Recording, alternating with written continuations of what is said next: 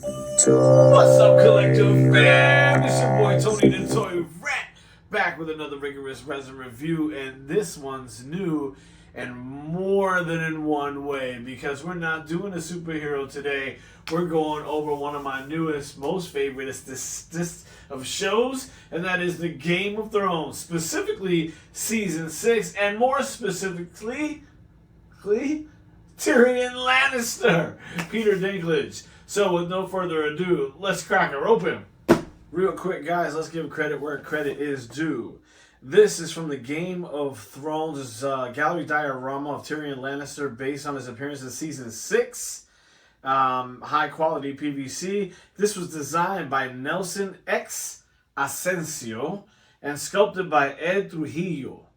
Okay, so if you like it, those are the guys you want to contact. If you don't like it, the same thing is ultimately true. Take off these old man glasses for just a second, and let's get the cracking her open. My handy dandy little scalpel tool I like to keep with me. Boom. Cut that away. What's cool about this? One is that, like Lord of the Rings, they sort of live in that fantasy universe for me. And I've collected some of the Lord of the Rings stuff already, which is really cool. And now, this gives me permission to start collecting dragons. Yeah, boy. Dragons. So as we crack this box open, got some speckly stuff around the top here. Nothing too out of the ordinary. Now they're calling this a diorama. There isn't anything in here. I'm assuming that you guys can see inside that box in there. It's, I guess it meant to be like winter. Snow is falling. Winter has come. Season 6, okay? As nice as that is, I don't see any other specific reason to hold on to this particular box. So, as is our custom, we must recycle. Recycle. Very good. Now that we've got that box off, take off the little pieces of tape here, which are usually around the sides. Give it a little boop, little beep, little more than I expected, actually. There's that. Okay. And cool, we have under the plastic. And what do we do with the plastic? We don't just throw it away. No! We recycle. Yeah! Very good. Ooh, okay. Tyrion Lannister. Okay, I immediately have some things to say. Some things that you might agree with right away. Some things you might not. But you'll have to see it up close and personal before we can have that discussion. Before we can get to that point, we've got to do what we always do, and you know it to be true. We must verify who this is by virtue of full body spin. And so, this is Tyrion Lannister, and now a full body spin.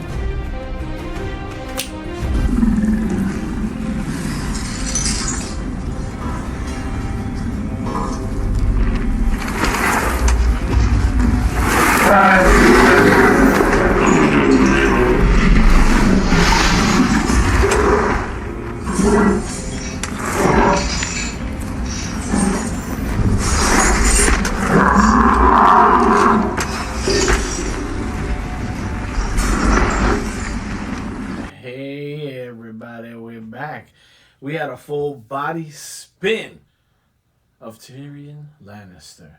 Who is not a fan of the Game of Thrones? You may leave.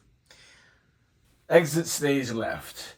Game of Thrones is fucking awesome, okay? You need to sit down and watch it and stop being a hater and be an appreciator. That show came out banging. Okay, there are some issues with how they ended the entire setup, but still, overall, you got to give really high marks to first the book, George R.R. Martin, and then all of the TV shows, HBO, all the people that went into that whole thing. Amelia Clark. Look at all the stars that came out of that show, just not for nothing. In any case, this time we get to look at Tyrion Lannister. Tyrion Lannister's mad cool. If you don't know what his character is in the show, he is the dwarf of Casterly Rock. Okay, he is the only dwarf in his family. He is heir to, let's say, billions of dollars in their money. Their father is an extremely powerful political man, and he takes refuge in the fact that he will always have money and drinks and whores his way through his life at the beginning. But towards the end, Tyrion is one of the most heroic people in this entire saga. Never mind, he's a dwarf, not at all. But I will say he takes every opportunity to embrace that within the character. The fact that he's a dwarf is... There's barely a show that will go by and that doesn't mention its fact. And on its face, it doesn't need to be mentioned, but there it is. I think there is a whole host of things that you could consider are biased against that character just because of that fact. He says at one point in the show that all dwarves are bastards in their father's eyes. So he has a kinship which is with Jon Snow, who is the bastard of Winterfell, or at least the person we know to be the bastard of Winterfell. Dare I offer any spoilers several years after the show is completed? In any case, we're here to talk about this one. So this is Tyrion Lannister, and Tyrion Lannister as a diorama, and I'm going to put on the old man glasses. Tyrion, son of Tywin. So if you haven't watched the shows before, this particular sculpture is based on the character of Tyrion Lannister, who is played by Peter Dinklage, who I happen to love. Name something Peter Dinklage is in that you don't love. Shut up. There isn't one. Okay. If the only other one that you can name is Elf, you suck. But if you name that, at least you know another Peter Dinklage movie, so there you go. Yes, that's right. He was in Marvel, too. Idri. In any case, let's take a look at where he stands right now. This diorama, they say, is a depiction from season 6. And I do believe that is when he goes down into the catacombs and to meet the rest of the dragons that are in the pits that the queen has had down there. And he has to go down there and basically, not get eaten. Make friends with a couple of dragons, essentially. And so that is what he goes to do. So in this depiction, he has come down into the dragon pit, the dragon lair, the catacombs, whatever you want to call them. There's a lot of indentation in the dirt around him, sort of signifying to me that this is not 100% a dry area, that it can be molded by the foot. Might be a little bit of moisture down in there. Nevertheless, that's where he stands. Ultimately, if you lose sight of the dirt portion of it, you must note that he's also standing in and around a giant cufflink. Something that would go over a massive arm. Just a massive arm. So you assume that was, or a neck. Okay, perhaps that was around the neck. That was probably around the neck. Now that I'm thinking about it, that was dumb. In any case, a big old fat neck, and clearly the dragon that was associated with is no longer attached. So his only methodology of survival right now just happens to be to throw out a hand. Well, okay. If it works, then it works. You know what I mean? So that's telling the story for me in terms of the diorama portion of that. Okay, and then it is finished out on a base of what looks to be some Celtic braided design that goes 360 all the way around the base, and then it is hollowed out at the bottom. So, where do we always begin with this, guys? The portrait. The portrait. The portrait. Okay. I mean, guys, I know what they're going for, but as a Peter Dinklage fan, I don't know. I feel like it's missing. You know, it's not hitting the exact marks. It's good representation, I would say, but representation is where I would leave it. I don't know if it's like 100% facially accurate for Peter Dinklage. I think maybe Peter's got more forehead, or it's the cheekbones. I can't exactly nail it, but they did not nail the sculpt on the face. Sorry to say. Um, Close, man. And I'm being nitpicky because that's kind of like the job. I see a lot of these statues. When it's representative of a particular point in a film, and more to the point, representative of a character in that film who played that, then I tend to be a little bit more focused on the accuracy of the depiction of that character, especially within the portrait. In any case, out of 3 cheeses, I would give it a 2, saying that it's not horrible. It's just not a 100% match for Peter Dinklage. Peter, I know you're watching. At one point or another, here, could you take a quick look at this and verify for the viewing public that they got really close, but that it's just not exactly you? I would really, a period, I would appreciate that. So, yeah, you guys just wait around, and I'm sure Peter will will get back to us on that. So 2 cheeses on the portrait. The next thing we go over almost every single time anyway is costuming. And I will tell you, if you haven't watched this show, this is accurate costuming. He has sort of this, I don't know, what is it? Is it leathery sort of vest that he wore over top? He had this sort of belt and the larger boots. Actually quite regal in a miniaturized version for what you'd be accustomed to, but he always had that sort of regal look to him, and that's no different than it is here. And he looks almost knighted without all of the knight gear. I would approve, and I would give them 3 cheeses on the costuming for him. Key to a lot of these things is if you took away the face, right? And I just looked at the costume, what would I say it is? Ooh. And that's a really big hit, because if I did that, I don't know if I would say specifically this was Tyrion Lannister. But there is a host of things here that are telling a story. I won't say there's any one thing by itself that screams this is Game of Thrones, except for the giant collar on the base. Again, you would need to know the story. This is telling a story to a degree, though. So even if you haven't watched it in its entirety and you know it's about dragons, you can probably surmise the predicament that this character finds himself in at this moment in time. So I'll just leave it at that.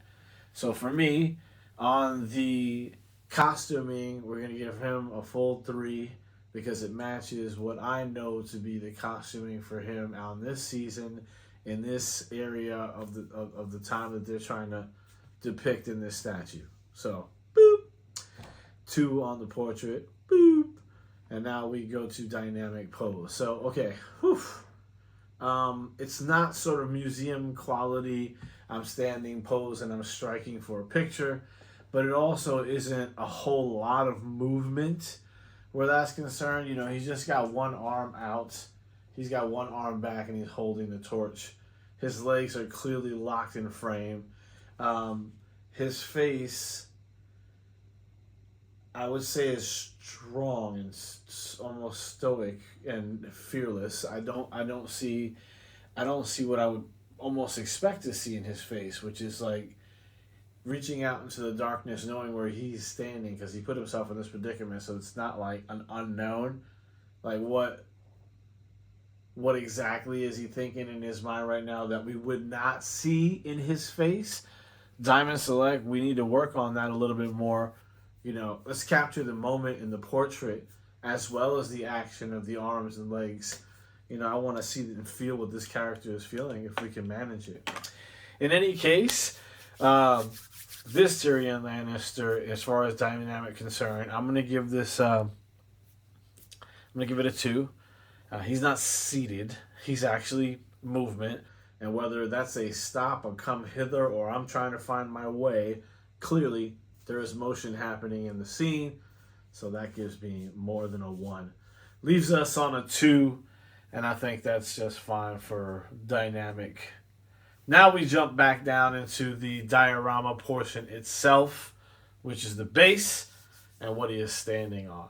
So we've already alluded to a couple of things, like he is standing on this dirt area here. You can see that there's imprints all throughout the entirety of this space. So to me, that's like moldable clay.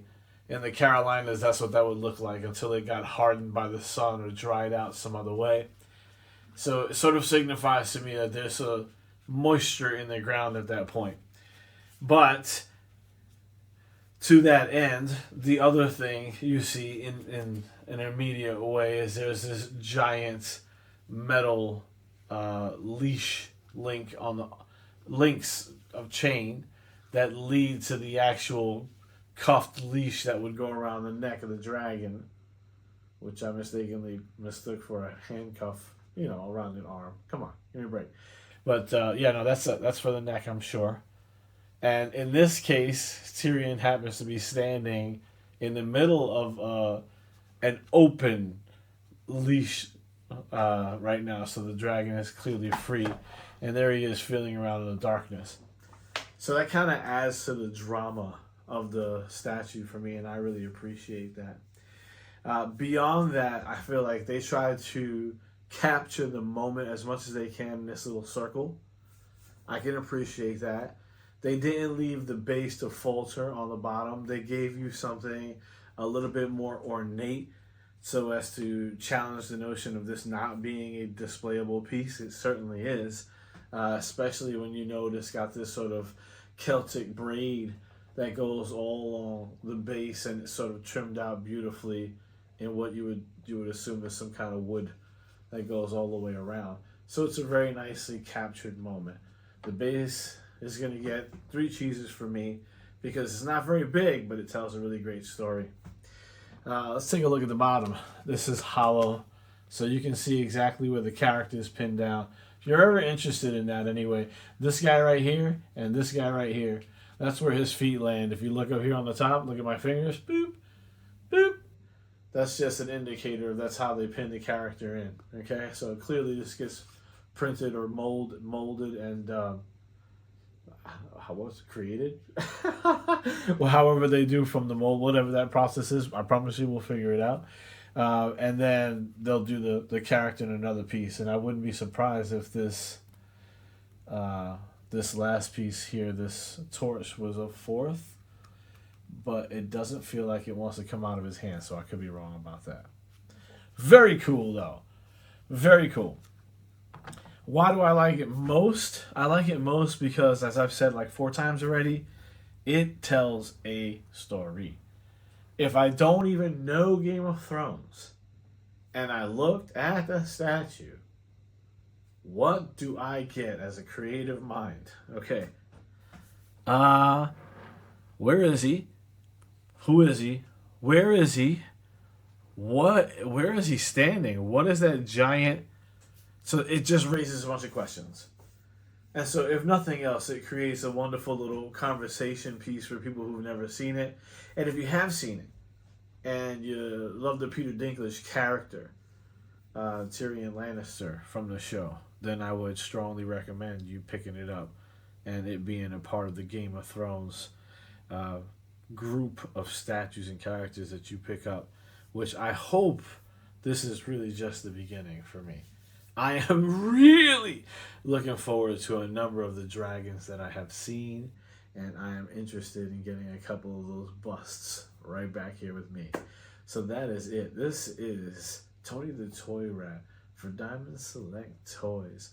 This is the gallery diorama of Tyrion Lannister for Game of Thrones Season 6. And I have just given you a review. And now I am out. I'd advise and go get you one. Peace.